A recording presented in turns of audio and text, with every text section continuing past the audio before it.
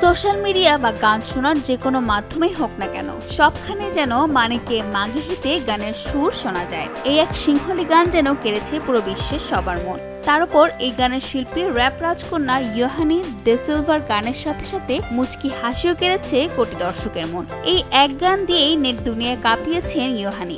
শুধু পরিচিতই নয়, এই এক গানে তিনি হয়েছেন কোটিপতিও। তবে সিংহলি শিল্পী বাংলাদেশেও ঘুরে গিয়েছিলেন, সেটা হয়তো অনেকেরই অজানা। এই কথা ইয়োহানি নিজে জানিয়েছিলেন। খুব ছোটবেলায় বাবা মায়ের সঙ্গে বাংলাদেশে এসেছিলেন। সামাজিক যোগাযোগ মাধ্যমে ভাইরাল হওয়া মানিকে মাগে হিতে গানের শিল্পী ইয়োহানি দিলোকা ডি সিলভা আবারও বাংলাদেশে আসতে চান। তিনি এদেশে এসে গান গাইতে চান।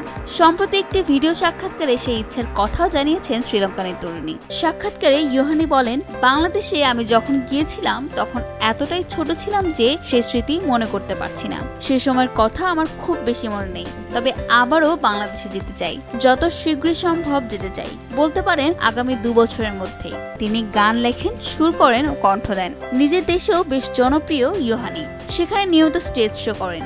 এর আগে তার গাওয়া আরেকটি গান ভাইরাল হয় ফেসবুকে। তবে অনেক আগে থেকেই তিনি ইউটিউবে বেশ জনপ্রিয়। তার বাদ্যযন্ত্রের ব্যবসাও রয়েছে। বিদেশি বাদ্যযন্ত্র আমদানি করে শ্রীলঙ্কায় বিক্রি করেন তিনি। স্থানীয় বাদ্যযন্ত্র রফতানি করেন বিভিন্ন দেশেও। ফাতেমা আইনি, সময় সংবাদ, ঢাকা।